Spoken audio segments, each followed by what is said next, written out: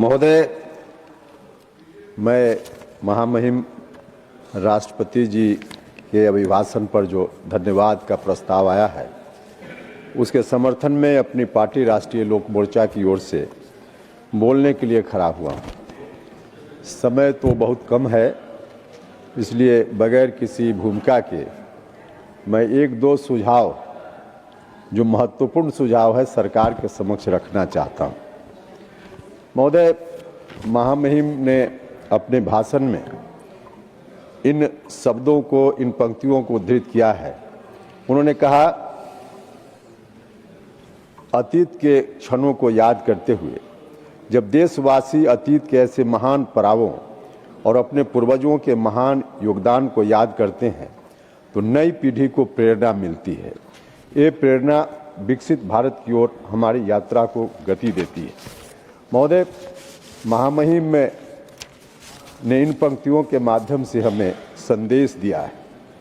हम जब विकसित भारत की बात करते हैं, विकसित भारत की ओर प्रस्थान की बात करते हैं और इस संदर्भ में अपने अतीत को याद करते हैं, तो हमें स्वाभाविक रूप से इतिहास का वह कालखंड, हम जहां भारत को ले जाना चाहते हैं, हमारे प्रधानमंत्री जी जहां भारत को ले जाना चाहते हैं, हम इसको जब अतीत के आईना से देखते हैं तो हमें भारत का वह कालखंड याद आता है जब इस देश को स्वर्ण काल कहा जाता था। वह कालखंड स्वर्ण काल के नाम से जाना जाता था। सोने की चिड़िया इस देश को कहा जाता था। महोदय, वह मौर्य काल था। उस वक्त जो हमारे देश की सीमा थी, अब तक सबसे बड़ी सीमा मौर्य काल के समय के साम्राज्य में हमारे देश की थी। तब बांग्लादेश, भूटान, अफगानिस्तान, नेपाल सब भारत की सीमा में हुआ करता था। महोदय, उस समय जो प्रतीक चिन्ह अतीत के रूप में हमारे सामने है, हम जब इतिहास के कालखंडों को याद करके उससे प्रेरणा लेने की बात करते हैं तो उनको हम भी स्मरण उनका करें और आने वाली पीढ़ी भी उनका स्मरण करे। इसके लिए हमारी ड्यूटी बनती है, हम सब की ड्यूटी बनती है कि उन कालखंडों पर जो धूल पड़ा है उसको हम झाड़ें, पोछें, उसको साफ करें, उसको जीवंत बनाने का काम करें। और इस दृष्टि से वह जो साम्राज्य चलता था, मौर्य काल का साम्राज्य चलता था, उसकी राजधानी पाटलिपुत्र हुआ करती थी, जो आज पटना के नाम से जाना जाता है।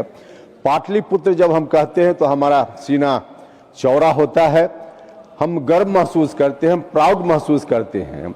इसलिए हम सरकार से आग्रह करना चाहते हैं कि कालखंड में, कालांतर में, जो शुरुआत में उस समय साम्राज्य जब मौर्य का था, तब जो पाटलिपुत्र नाम से वह राजधानी जानी जाती थी, उस राजधानी का नाम बाद में पटना हो गया। पटना का नाम बदल करके फिर से पाटलिपुत्र किया जाना चाहिए। सरकार से को मैं यह सुझाव देना चाहता हूं। महोदय, यह संभव है, इसलिए भी संभव है कि देश में कई शहरों के, महानगरों के नाम बदले गए हैं, जिसमें कलकत्ता का नाम कोलकाता, उड़ीसा का नाम ओडिशा, बम्बई का नाम मुंबई जब हो सकता है तो पटना का नाम पाटलिपुत्र क्यों नहीं हो सकता है। इसलिए मैं सरकार से आग्रह करना चाहता हूं कि पटना का नाम पाटलिपुत्र किया जाए, ताकि अतीत का जो वह क्षण था उसको हम महसूस करें और उसको महसूस करते हुए हम नए भारत के निर्माण की ओर प्रस्थान करें। तो यह मैं सरकार से सुझाव देना चाहता हूं। महोदय, और भी कुछ कहना चाहता था, लेकिन समय, आप घंटी बजाने वाले हैं, इसलिए पहले ही मैं आपका बहुत बहुत धन्यवाद करता हूं। आपने समय दिया बोलने के लिए, और फिर से राष्ट्रपति जी के अभिभाषण के समर्थन में जो प्रस्ताव आया है उसका मैं अपनी पार्टी की ओर से समर्थन करता हूं। बहुत बहुत धन्यवाद। धन्यवाद माननीय उपेंद्र जी।